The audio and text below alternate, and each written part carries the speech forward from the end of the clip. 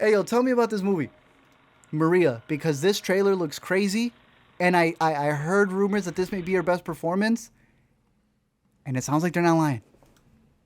Yeah, this is the new film from Chilean director Pablo Larrain, who we've discussed quite a bit, I feel like, on the podcast between El Conde, which came out last year, and I think we both really responded to, at least the way it was shot, and the last two films he made in this sort of trilogy of films about powerful women who exist in the spotlight. Those being Jackie from 2016 with Natalie Portman and Spencer from 2021 with Kristen Stewart. This film is about Maria Callas, who was a iconic opera singer. I didn't know that before this movie. I'm finding out for this. It's sort of about a period in her life after she's been through most of her success, and she is sort of searching for what's next. Can I come back? What does it mean to have left this legacy? And it, sort of towards the end of her life. You have Angelina Jolie playing Maria Callas, and she is pretty remarkable here.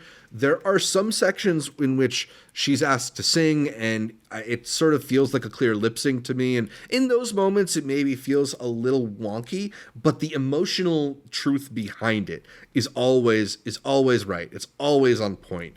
And there's just like a layered nature to her performance in that you'll see her saying the words, but you'll see a different emotion behind the eyes, and it's so palpable and fully realized. It's a really excellent performance from her, which shouldn't be a surprise given that Lorraine's last couple of movies have featured Natalie Portman in Jackie, Kristen Stewart in Spencer. Both got a lot of praise for both of those films. That's not the thing that really is more of question to me. Ultimately, I haven't really been a big fan of any of these Pablo Larrain films, in that, like, I find them to be these mood pieces that are really, really, like, tightly wound in a certain way. I find they're very cold, and a lot of times that's sort of the point of those films, is to leave you feeling a bit cold, but it just, I don't find it very involving. I don't find it very intriguing, and I want a little bit more than what he gives me. In this one in particular, so much of the dialogue is so preciously crafted, where like every line is meant to have so much weight and resonance to it. You know, there's a moment where Maria Callas is taking some medication, and her butler asks her, what have you taken? And she says, I've taken liberties with the world, and the world has taken liberties with me. It's like, ma'am, we're talking about the pills. What pills did you take? But, it feels like everything could be ripped and put into a fan cam. And there's certainly, like, some people who enjoy that style of writing. I just found it to be too on the nose, not enough mystery or things to really puzzle over. There's some cool stuff that he does here in terms of like her haunted nature, as he's done similarly to Spencer. There's also a strange interconnectedness with those stories, in that JFK, the man, has a bigger part in Maria than he did in the Jackie film, which was about his wife, Maria Callas, notably. Yeah, but they started him at a weird point in his life in the Jackie film. Yeah, true. But Maria Callas notably had a romance with Onassis, who eventually would go on to Aristotle Onassis, who would eventually go on to be Jackie Kennedy's husband. So there's a strange incestuousness to those two stories too. And I almost thought we were going to get like the Pablo Larrain Avengers at some point. It's a pretty movie. The production's beautiful. The cinematography is quite exquisite. He's once again working with Edward Lockman, who shot El Conde as well.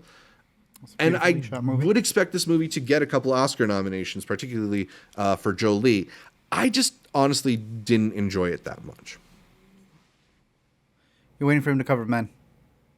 Exactly, right? Like, it's enough with the ladies, right? We get it. That's what you mean. I'm curious for it. Like you said, all of his movies look very well shot. I feel you with that coldness. Many times it feels like he's trying to speak for them, and in reality, he's also just using them for content. Like every single time, it's like how sad were their lives. But sometimes that it makes for some of the best memes out there. Alina and I had a good laugh. There is a Criterion Closet over in New York. Have you been able to see it? No, it was only there for the weekend, and I didn't go in over the weekend. But they're bringing it back next weekend. I think I might give it a gander next weekend. But have you heard there's like 8-hour lines, people standing in the rain just to get into the mobile Criterion Closet? I saw when it pulled up in the rain, and it's like, bro, Yeah. how are you going to get all the DVDs dirty? Like, there's going to be puddles for the lower ones and everything. Right?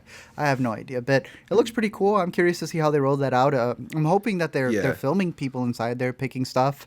I don't know. Is it like the Twister thing where you walk in and get as much money as you can that blows around you? Or So the way that it works is that after you stand on the 8-hour line and with your wet umbrella and everything, you can set up your own camera if you want, and you go inside and you can pick out as many movies as you want, but they're not free. You're getting a 40% discount on them, so you're still paying. Like, this is still like a store.